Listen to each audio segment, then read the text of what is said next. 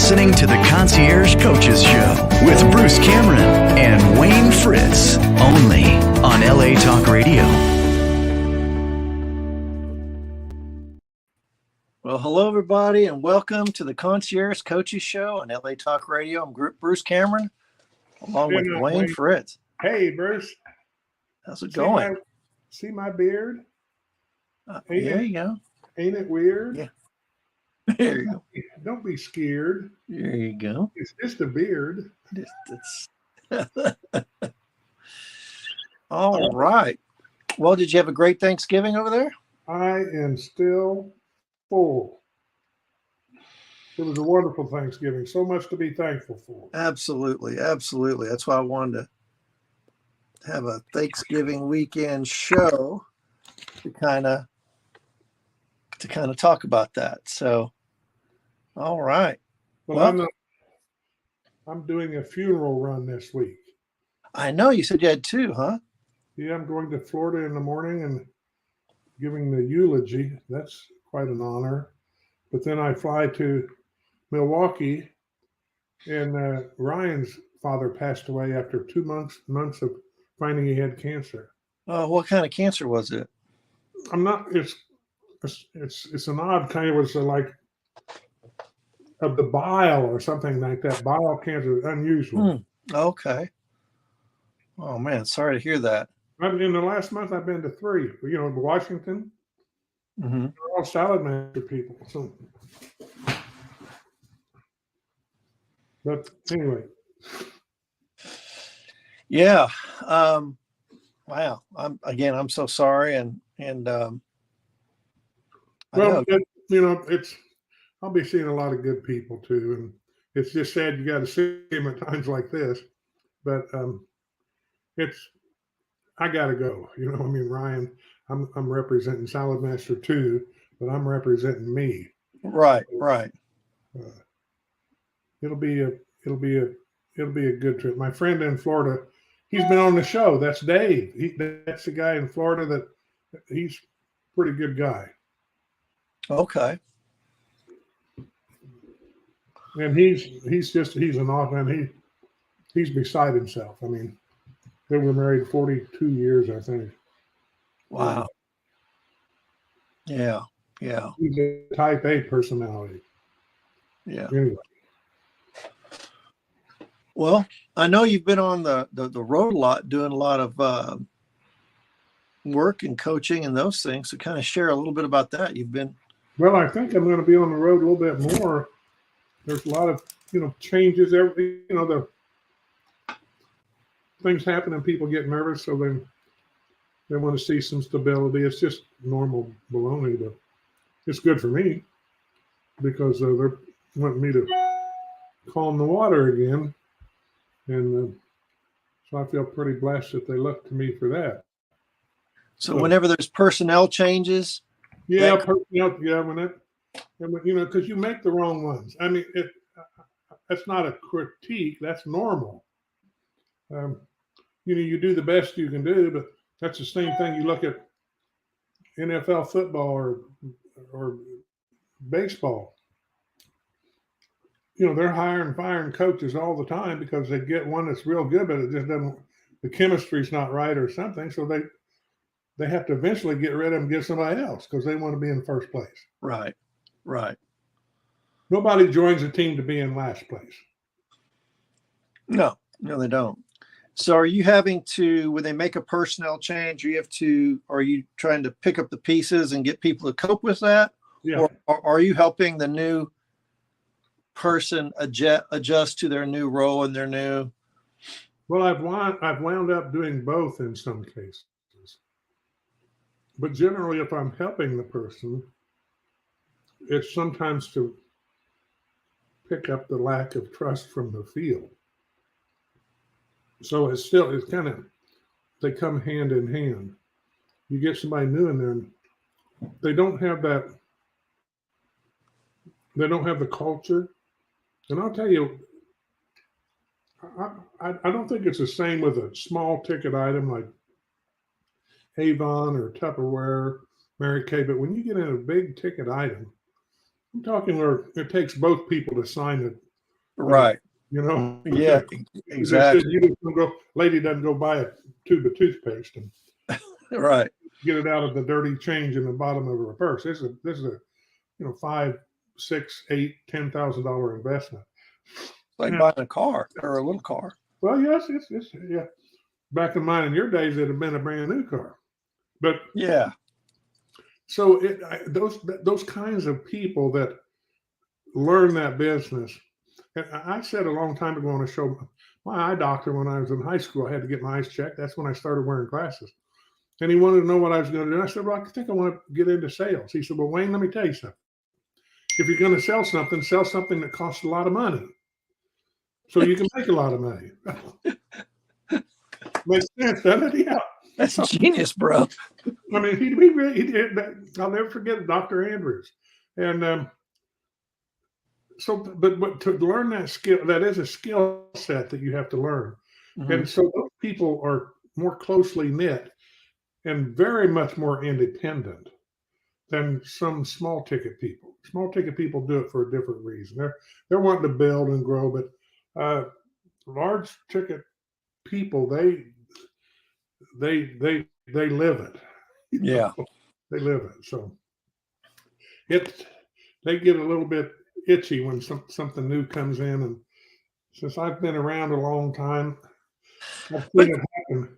I mean, with all due respect, now, this is an outsider's point of view, but what I know and love is that I need to set up shows. Set up shows. And so I may have a new area manager or a new regional, whatever, right?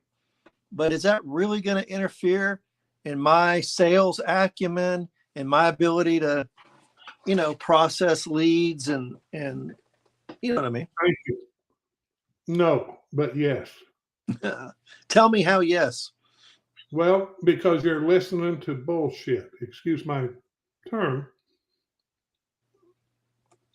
There's a lot of things happening right now. There's people that have left the company and gone with another company. A competitor? Yeah. So that's going on at the same time. And even if they don't listen, it still messes up their day or their week.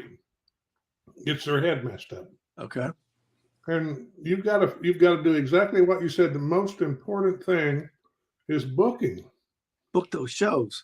But if you can make that second important or third or fourth because you're busy wrapped up in all the other hubbub that doesn't make you a dime. You mean the drama and the high school stuff? Exactly. I mean, it's not that these people are in cubicles and they're huddling around a water cooler. I mean, it's just a lot of texting or what? Yep. I mean, they're on the phone. Listen, I got a good friend of mine. Yeah. He's been around a good while too. But he'll call me sometimes and he'll talk about 45 minutes and he's just talking about all these other people and all this stuff and his opinion. But and I get people like that and pretty soon I said, well, let me ask you something.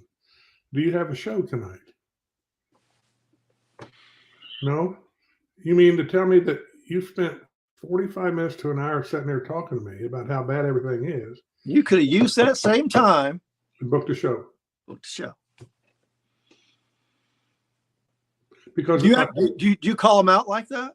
Oh yeah, yes I do, because that's first I ask them if I can. They know if they're talking to me. I've already cleared. I can be honest. Yeah. That's why. Otherwise, I'm no good.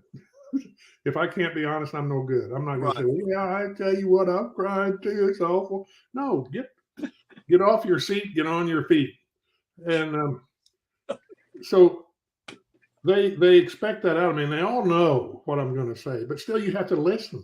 A lot of times they just need to get that. They need to throw all that at a wall and get rid of it. And I'm a guy. I think my qualities are I'm a guy that can take that. Let me just remind me, Bruce. Greg and Teddy. Oh yeah. So Teddy and I were talking. This is 6 or 8 weeks ago, and she told me. She said, "Wayne, I figured it out." She said, "God has a calling for you, and I know what it is." She said, "You're an encourager."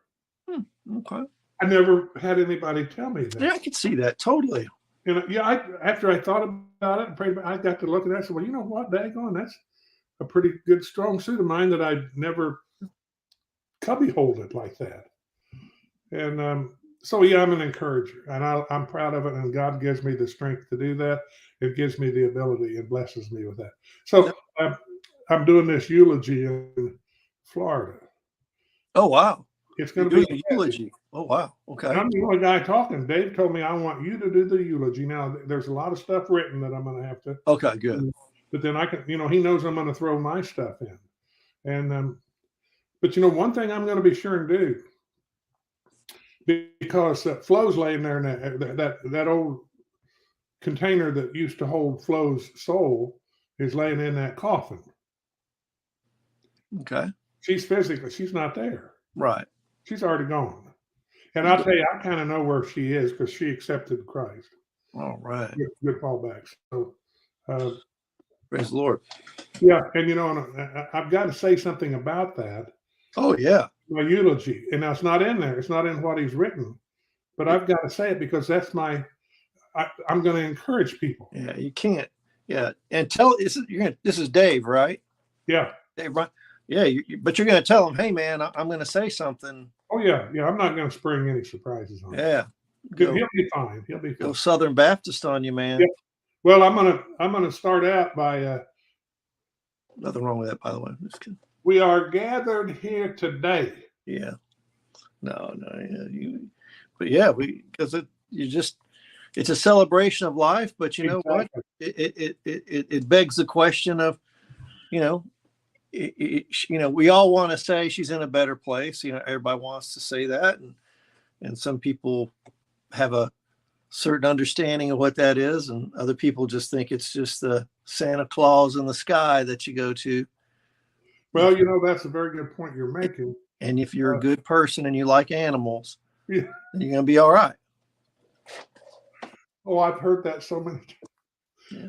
Oh boy. Well, anyway, yeah. So that'll be quite an honor to do, but it's also it makes you jumpy as a fart in a skillet to be standing in front of people and doing that.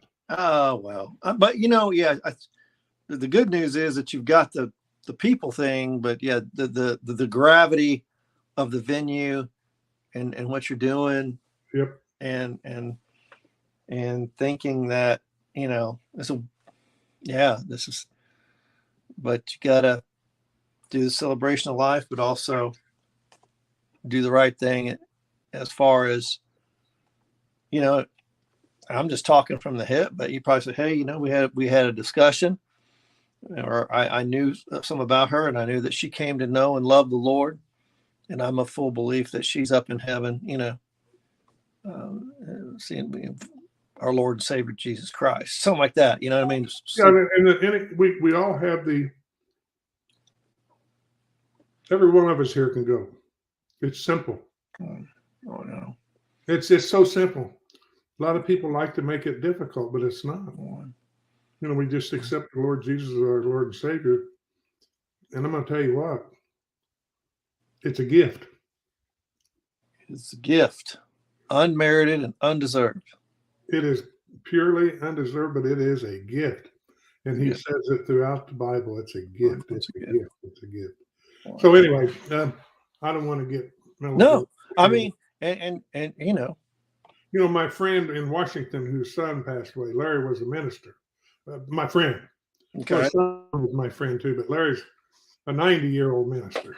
Okay. And, it's funny that I went to his church 2 different Sundays while I was up there. Okay. And he's a greeter, he used to be the minister when it was a very little church. Now it's kind of not mega, but it's got 1,500 people in it now. And so they have a middle room where they have a parlor. Yeah, like they have coffee and TVs out there, and you can get a blueberry muffin or something. Right. Now they don't charge for the coffee, but if just like Gateway, if you wanted a cappuccino or something, they charge some money, and if you want a blueberry muffin or something, they charge you $3 or whatever it is. And it just makes Larry madder than heck. He said they shouldn't be charging anything. you know. Hey, let them know that the Red Cross charges people. They show up. Well, yeah, but no, listen, I'm telling you what, Larry's dead. He said, I'm going to go to, he said, I'm going to go. He told his friend back there, who's a veteran, about 80 some years old, funnier in the crutch, good, just these guys are awesome. They were back there talking. He said, I'm going to go to Costco and I'm going to buy several boxes of those. Hey, that can be his ministry. He can have the blueberry muffin ministry. Well, he's threatening to, and he said, I'm going to have a sign over here. You can pay for him over there or get him here for free. There you go. And because he just doesn't think that you should be charging people. So, but it's just so funny because I always had a blueberry muffin and just a black cup of coffee. So what our church did was they'd get thousands upon thousands upon thousands of Krispy Kreme and then sell them really like a quarter, I think it was, or so, you know what I mean? And so that really kind of takes the sting, right? Yeah. But I think the coffee was maybe a nickel, and that's all good. And the donut was a quarter, and so it really takes the sting out of that. If you're paying $3 or $4 for a blueberry muffin, that's Starbucks. Yeah. So that is. But listen, I don't think, I just do it, and I'm happy to be there. No, I know. Yeah. I had a good one. Well, I'll tell you, he gave a good one yesterday. Robert Morris? Man, I'm going to tell you what, it was last in a series, and it was about forgiveness. Oh, boy. The last word was forgiveness. And, you know, in the Bible where it says, vengeance is mine, saith the Lord. Mm-hmm. And that's a big statement because it is not ours. I know. But it didn't ever hit me like, you know, it's like I told Teddy this morning, I said, you know, I think when I see those things, what I'm doing is going to Bible study. The way he teaches. And he talked about forgiving. That's the way he should teach. Low key. I mean, right? I mean, you should be teaching from the Bible, right? Mm-hmm. So. And there's people that make it hard because, again, I was saying, started this off talking about that funeral. All we have to do is accept Jesus. That's all we have to do. And we have the gift. It's given to us freely. Now, it's not just about getting fire insurance, Wayne. Let's talk about discipleship and sanctification. That we got to do. But listen, we don't have to work for it. We don't have to. No. Right. It's not salvation by works. And that's what they were talking. That's what I said. I said, now listen, and here's why. Because if you have to work for it, then you're going to watch somebody. And they're not going to deserve it as much as you do because they're not working as hard as you. Mm-hmm. He said, that's not what God intends. He went all through that with just slicker and greased out manure. I mean, man, it was just put it in, as Larry would say, it put it in a whole new perspective. Yeah, man. You've been traveling all around too, haven't you? A little bit. I'm going to do a little trip this week down to Austin and see a fight, and actually have a coaching client down there as well. So it was a good mixture of folks, and gonna let the beard grow out a little bit longer just to have a little fun with it. Cut it off probably next couple of weeks, but we've got to have fun with them now and then. Just got to. Yeah. Oh man, you know, it's at the university. It's on the University of Texas campus, and so it's always a good venue, and looking forward to it. And the boys are going. Oh. So that means my sons. Not I know what you mean. Mm-hmm. Not like Wayne and some other guys. I'm talking boys. About my children. My children. So they're coming, so I'm looking forward to that, and it'll be fantastic. And it'll be good, man. Always a fun time. Always a fun time. So Braden has this. You know, he just came home for Thanksgiving, and he's got 90 plus in every class. So that's fantastic. Yeah, but he said somebody in the Thanksgiving dinner said, "Let me see. Are you because he was tired." You know, he's home crashing a few days because he works hard at school. Yeah. And they said, "Are you working hard because the courses are hard or because you're focused?" He said, "Both." Oh yeah. Yeah, so he's working hard, but he said it's hard. Yeah, that's the right answer. You can't get those kind of grades in any major over there without being focused and working hard. So I think, yeah, spot on. But he says he's got a good roommate. They get along Oh, that's well. great. Um, That's great. I know my youngest, my son Braden. Yeah, he's enjoying his degree and putting a good use to that business degree. So he's doing well, and that's fantastic. Proud of him. You see, they're going to get a new coach. They're finally getting a new coach. I was hoping they'd keep that interim coach. I mean, he was rallying the troops. Exactly. From what I understand, he's a fantastic Christian guy. Was really, I mean, they like him. I mean, for the love of God, man, at some point, I just, yeah, what do you say? But hey, you know what? They got a new coach. Hopefully he'll be able to do the same stuff and break for him and love him. And what an interesting dichotomy from A&M that has all the talent in the world, but might not have been coached effectively, versus a team like Colorado that's building talent. It has Deion Sanders. I know, got to mention him again this week. Yep. And then they're trying to build. I know they had a 4-win season, maybe 5, I don't know, but that's 4 more games than they won last year. So it's a spiritual victory. I know, us Cowboy fans go through the same circle of denial. Them boys. And then after the wild card, we gone, don't want to say that this year seems to be a good year for the boys. Somebody's looking at Groden, or that was out of the NFL for a couple of years because they said some disparaging. But what college is looking at him? Is it a college is looking at hiring him? Well, I mean, Deion Sanders hired a professional guy just recently for, I think, a defensive coordinator. Of course, I forget who it was. I can see Warren Sapp. Oh, well, Warren Sapp's awesome. Well, this guy is. I'm surprised you didn't pick up on it here because I just read the news. I wish I could find it while we're talking here, but he's going with. I mean, it may be a done deal, and it's a big. Wait a minute. Who's A&M getting as their head coach? Have they named him? Yeah. Okay. I know. It's not Josh Groden. No. Well, that's who I'm talking. Here it is. Indiana. Okay. John Gruden. Okay, yeah. Mike Elko is That's it. Yeah. I had it. Okay, sorry about that. Mike Elko. Okay. I think he came from Duke. That's it. He came from Duke. Yeah. Yeah. So I read that this morning too. I got him mixed up. But John Gruden, I think, is a good coach. Yeah, he's good too. He's a great guy. And I liked his enthusiasm and his youth then. And so I don't know if he's still, but we'll see what happens. There's so much going on. And, you look at Thanksgiving and with all the challenges, world problems. Yes.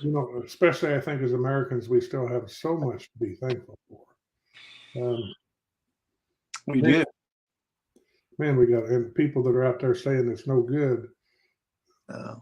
God says, give thanks in all things, man. So what does it between now and the end of the year look like for you work wise? I'm not sure. After the funeral trips. Yeah, after the funerals, I'll have a better view of it. But right now, it's a 30,000-foot view. And I was told by Ryan, I'm going to be getting very busy. So wow. Okay. What that means, I don't know. But they've got before the end of the year getting busy, or before and going on through. So, hey man, It's like that movie, The Other Guys, with Gator needs a little walking around money. Yeah. You still working on your retail, on your physical space? I do some of it, but I'm not as much into that. You can't do everything, and I've had to make some decisions on what to do and what not to do. But you still have it? Yeah, I still got it. Yeah. Okay. Yeah. And they called me and want to do some stuff, but I just, you can't take on everybody. I understand. So, but isn't that another thing to be thankful for? So yeah, you blinked off on me there a minute. But it's another thing to be thankful for. It's great when you have the options and someone else doesn't. That's a winning situation. So, your audio's not on now. Audio. Nope. I haven't touched my computer, so it really can't be me.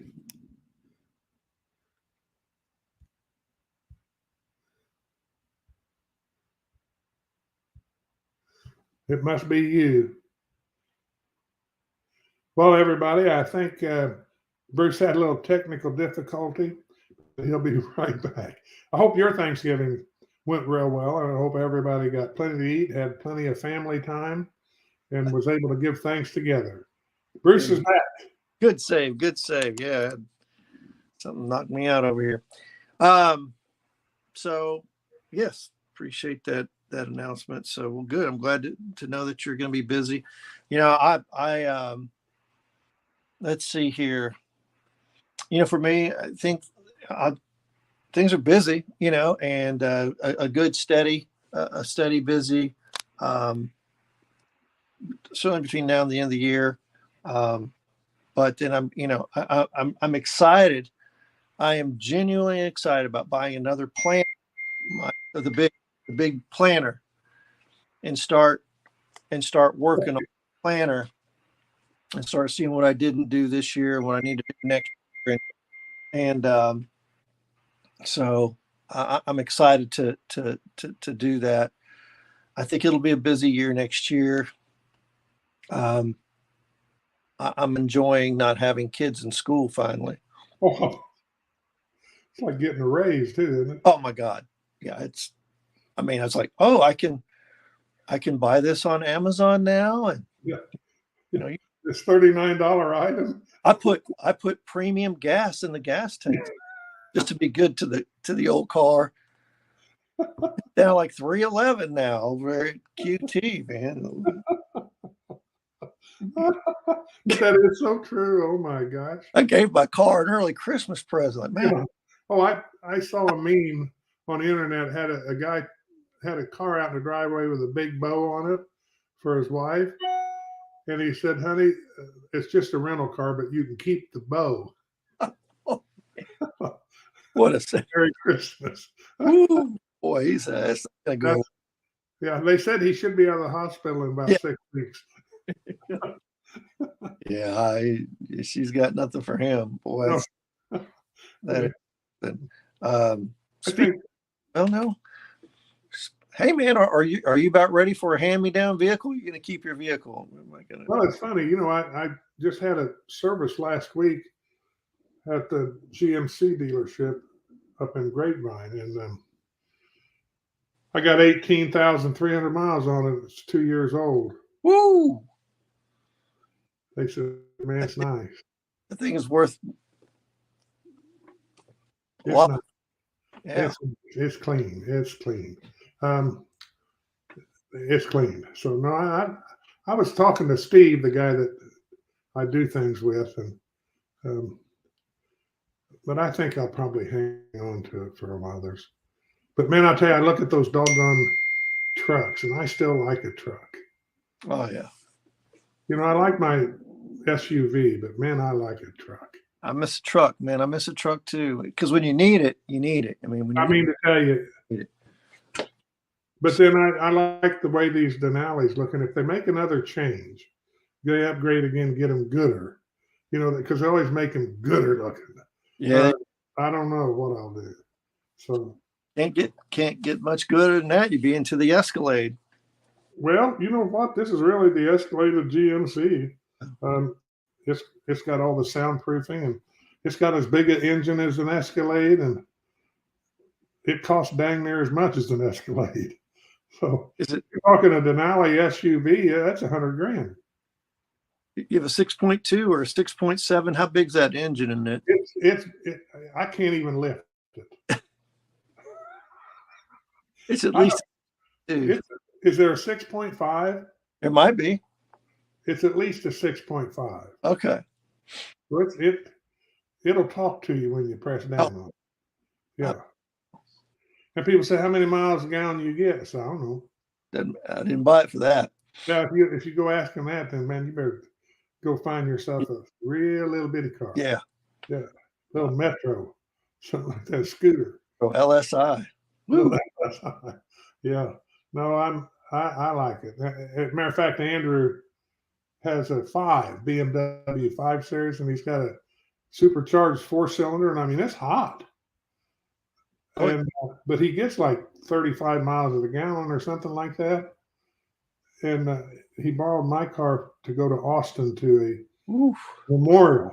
He took some ladies, the mom and stuff like this, and another mom. And yeah, he used a little bit of gas, but he said, Dad, I forget how beautiful these are. Yeah. Yeah. He said, makes me miss my truck. Oh, I know. Yeah. Hey, if it's a gas eater, it's a big deal. You know, I help support the economy. So, man, yeah, you 18,000 miles a year. Ocasio-Cortez isn't going to come after you. Yeah, she still will. But listen, on one hand, the guy was talking to a comedian and said, man, I know she's pretty, but she's stupid. But anyway, no, she can come after me. She'd want to take a ride in it. Matter of fact, she may call me to help her because her battery ran dead in her Tesla. There you go. There you go. That's a little less than 10,000 miles a year. And I was talking to a friend of mine the other day, and I remember years ago when I was a salesman, just in the running. I had a brand new car, and from January to December, I put 72,000 miles on it. Wow, man. Just selling cookware. And I was the number one in the region that year as a personal salesman. Were you driving to Alaska or what the hell? Well, you'd sure think so. I wasn't driving maybe 100 miles one way. No, one way. And then, but I was doing that an awful lot. Wow. Yeah. Wow, man. That's a lot of miles, but a lot of shows, and hopefully a lot of sales. Well, I was number one. And see, back then we didn't close on the show. We made appointments and went back the next day. So there you're almost doubling and tripling your mileage because you're not doing it all in one stop shop. Is that because of buyer's remorse? Well, they just found about the thought behind it was back then we had to have 5 couples to give away this gift. And you don't get that many today, but back then you'd have 5 couples to get the gift. And so people got it in their head, well, man, if I close tonight and get those sales, I can cook tomorrow night and do the same thing, so I can double my production. That's not what happened because people just didn't put on as many shows. Mm. But see, when you did those appointments the next day, you booked better shows and you sold more and you sold a better set of cookware. But y'all close on the same day now? Oh, yeah. That's the way we've done it for years. Oh, yeah.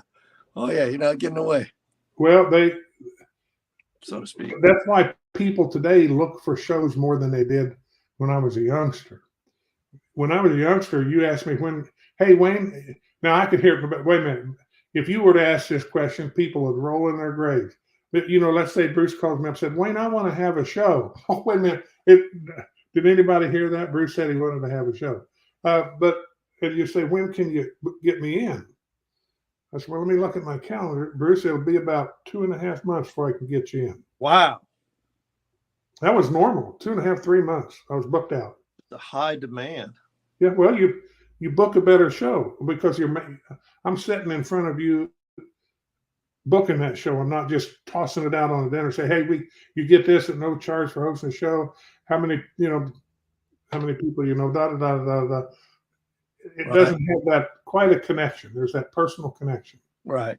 And plus, when you're on a show, you're closing, you're booking, people put booking last because they go for the sale. They forget what the most important thing is. Get the show booked.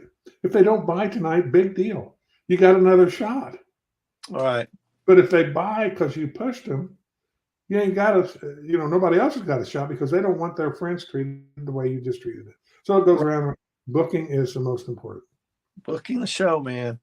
That's it. Nothing happens till the show. Booking those clients. You know how many sets I sold yesterday?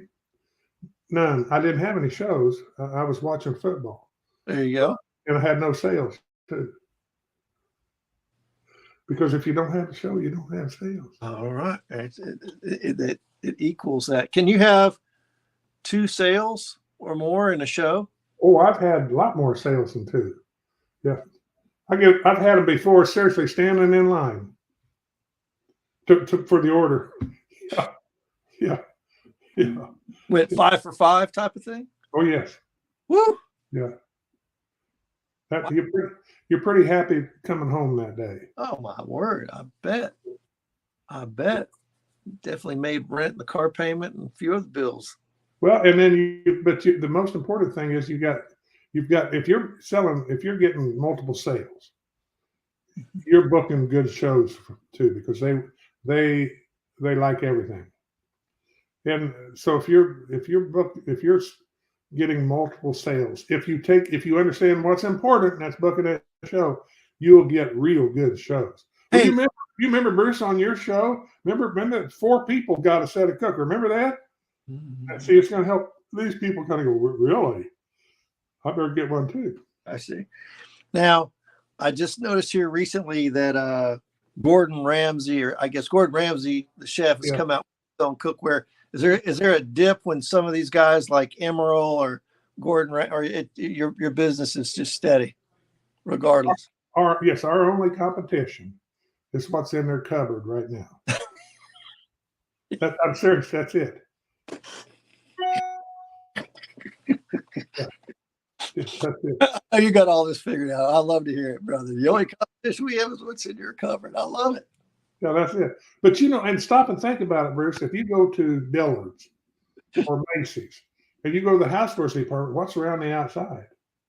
If they got that cookware, right? They got that George Ramsey or George Foreman, they got Ramsey, they got these different people's names. Mm-hmm. And when you go to a department store, you know why they have that perfume right up front? Smells good. Yeah, and you know what the markup is on that? A lot. Holy moly, they make a lot of money on that. That's just like you go to a grocery store. The profitable items are on the outside. Yep. As it gets more the inside, they get less. That's it's like Barney said in the Andy Griffith Show. Andy, I think the whole thing's psychological. And it sure is. Hey, where was I? I was at a Kroger somewhere in Plano, and I just wanted to get a jug of milk.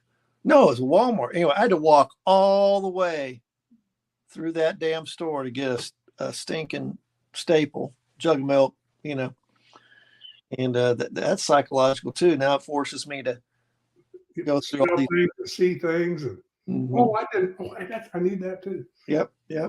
You betcha. That's why they got glass around those freezer doors so you can see that ice cream. You can see it. They don't have a sign, ice cream here. They got, man, you can see it, and it's got that little sale. Today, instead of $6, it's only $5.95. So get yours while it lasts. What a country. Yeah. It's called free enterprise. I love it. You got to love it. So, but our you just have to know in sales that your competition is what they have. But that's all you're up against. Because when you're walking in that house, the last thing on their mind is a $5,000 set of cookware. Yeah. I mean, that's even that. They sure didn't wake up this morning thinking about anything like that. You know what? I'm going to drop 5. Yeah. Yep. You've got to take that, and you've got to take Salad Master. You've got to put it on their priority list because we all have priority list. You got to put it on there, and you got to move it from the bottom all the way to the top within that period that you're doing that presentation. That they can't live without it. They got to have it. They won't be able to sleep. You just got to you got to get them so excited they can climb a tree backwards. And There you go. That one. And then get the order. Then you got to you've got to confirm it. I mean, you've got to follow it up, and you've got to sell your sale. Let me ask you a question, Bruce. When I deliver your set, what's one of the first things you want to cook in this? Yeah. Right. Let me ask you another question. When you get your set, who are you going to tell first what you cook? I'm going to get you sold. You own it. All that suggestive language there, huh? Yes, sir. Yep. Anyway, that's what we do. Boy, I tell you, man, you get me excited. Oh yeah, no, that's get fired up, on those sales and yeah, man. So it's always for me or client acquisition or whatever. It's just kind of a have the show here, show summaries, website, stuff like that, and somebody the other day said, "Oh, I found you from Psychology Today." I said, "Oh, wow, I forgot about that one." So yeah. It's real fun to see some of those things produced. We're in the same bit. I mean, it's when you get a client that sometimes is a big one. Mm-hmm. That's like a multiple sales on a show. Oh yeah. You hang up the phone, you go, "Holy mackerel! Yeah, this is a good business." Oh yeah. Yeah. So you get those, and then you get the ones where we got an hour here, and that's it. That's a small set. Right. No. That's just a piece item. And that's the thing about coaching. These are typically 3-month engagements. If they extend another 3 months or whatever, then that's 6 months. That's half a year, and that's that. And then you only have so much time for so many engagements, and then it produces a nice. That lady that we had on the show and that guy in Houston. Mm-hmm. Kind of have that halfway place, Yeah. Uh-huh. That's a very good structure. I think about that a lot. They have built that. That's a good structure. That's a good business model, and I've thought about that process a lot because, I mean, that's a lot of hard work. But man, they're taking it places. And when they say that they have these Zoom things, right, for only $50, but they got 300 people on them. That's right. It's a lot of coin. Yeah, it's a lot of coin. You can go down and you can have somebody else go to the back of Walmart and get that jug of milk. There you go. Sure can. Hey, Freddie, run in there and get a jug of milk. Don't get anything else. I got to get home, go on a Zoom call. Yeah, man. Take it out and trade. Well, all right, man. We just got a couple minutes left. Good to check in with you. We'll see what the future holds. I know we got some guests coming around the corner here, so appreciate everybody just kind of going with the free flow with Bruce and Wayne today. So again, stop by the Apple Podcast site, iHeartMedia, as well as other Amazon. What's it called? Audible. There we go. Amazon Audible has us now. So we're just doing good, man. The little podcast that continues to go on. Again, thank you so much for our Sam at the station. We appreciate you, love you. And of course, my man Ronan, who posts the show summaries and when I get them to him, and he's there for us as well. So it takes a village, even for the little podcast. It could. Special thanks to Drew. Drew's my intern here, and he's now a life coach. And Drew assists with the production. So good kid out of Auburn University. So we'll forgive him for that. He'll be graduating, coming in there. So, all right, everybody, we'll have a blessed week, and we'll see you here next time on the Concierge Coaches Show. And Wayne, how do people get on Wayne? Oh, that same old Wayne _Wayne 515 _. Yahoo. I got it back. Wayne_515 at Yahoo.com. And Sam, thank you, buddy. And you and everyone are in our prayers. Yes, absolutely. All right, everybody. Take care. We'll see you next time on the Concierge Coaches Show. Have a blessed week. See ya.